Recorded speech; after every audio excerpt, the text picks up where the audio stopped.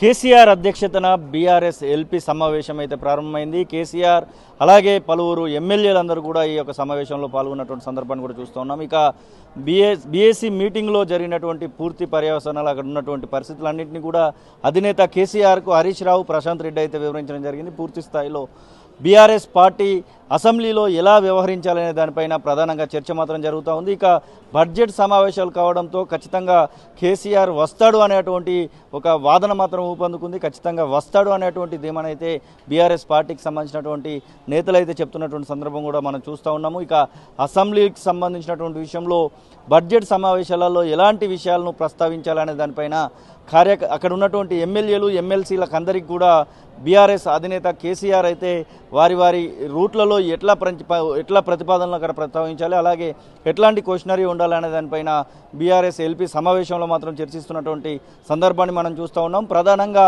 ఒక 4 అంశాలను మాత్రమే ఎజెండాగా పెట్టుకోవడం జరిగింది.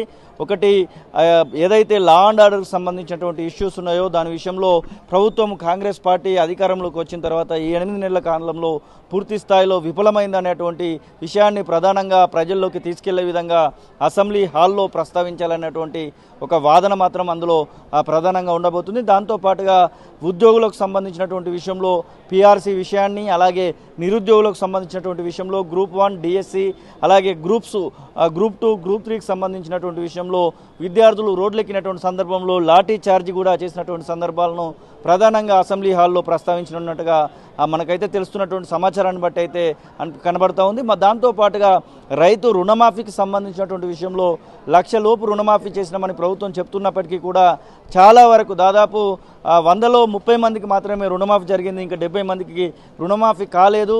ఆ యొక్క రైతులందరూ కూడా బ్యాంకుల చుట్టూ, అధికారుల చుట్టూ తిరుగుతూ ఉన్నారు. ఆ విషయాన్ని కూడా అసెంబ్లీ హాల్లో ప్రధానంగా ప్రస్తావించనున్నట్టుగా మనకైతే వస్తున్నటువంటి సమాచారాన్ని బట్టి అయితే అర్థమవుతోంది. పూర్తి స్థాయిలో వీటితో పాటుగా పార్టీ ఫిరాయింపులకు సంబంధించినటువంటి విషయాల్ని కూడా అసెంబ్లీ హాల్లో ప్రస్తావించనున్నటువంటి ఆ సందర్భాన్ని కూడా గుర్తు చేస్తూ ఉన్నారు. వీటితో పాటుగా ఏదైతే మున్సిపాలిటీలు అలాగే గ్రామ పంచాయతీలు ఉన్నాయో వర్షాకాలం వచ్చినప్పటికీ కూడా పారిశుద్ధ్యం మొత్తం పూర్తి స్థాయిలో పడికేసింది. ఎక్కడ పడితే అక్కడ చాలా ఇబ్బందులు ఎదురవుతూ ఉన్నాయి. ఏదైతే మలేరియా అలాగే డెంగ్యూ లాంటి విష జ్వరాలు కూడా ప్రబలుతున్నటువంటి సందర్భాన్ని కూడా హాల్ వేదికగా ప్రస్తావించాలనేటువంటి ముఖ్యమైనటువంటి విషయాలన్నింటినీ కూడా హాల్లో ప్రస్తావించి ప్రజల తరపున కొట్లాడాలనేటువంటి దిశానిర్దేశాన్ని అయితే బీఆర్ఎస్ ఎల్పీ సమావేశంలో కేసీఆర్ అయితే చేయనున్నారు. ఇక ఎల్పీ సమావేశం అయితే ప్రారంభమైంది. కేసీఆర్తో పాటుగా పలువురు ఎమ్మెల్యేలు అయితే హాజరవ్వడం జరిగింది. కొంతమంది ఎమ్మెల్యేలు వారి పనుల రీత్యా రాలేదనేటువంటి మాటనైతే చెప్తా ఉన్నారు. ముఖ్యంగా తలసాని శ్రీనివాస్ యాదవ్ ఈ యొక్క సమావేశానికి మాజీ మంత్రి, ప్రస్తుత సనత్ నగర్ ఎమ్మెల్యే హాజరైతే కాలేదు. వారితో పాటుగా సికింద్రాబాద్ ఎమ్మెల్యే కూడా ఈ యొక్క సమావేశానికి హాజరు కాలేదు. వారందరూ కూడా ఇంకా పలువురు హాజరు కానటువంటి వాళ్ళందరికీ కూడా వారి పనుల నిమిత్తం వారు ఉండడం వలన హాజరు కాలేదనేటువంటి మాట కూడా చెప్తున్నటువంటి సందర్భాన్ని కూడా మనం చూస్తూ ఉన్నాం. వీరితో పాటుగా పార్టీ ఫిరాయించినటువంటి ఎమ్మెల్యేలు ఒకవేళ అక్కడ అసెంబ్లీ హాల్లో ఎదురు పడితే ఎలా ఉండాలి అనే దానిపైన కూడా ఒక సూచనలను బీఆర్ఎస్ ఎల్పీ అధినేత ఉన్నటువంటి కేసీఆర్ అయితే చేయనున్నటువంటి సందర్భాన్ని అయితే చూస్తూ ఉన్నాం.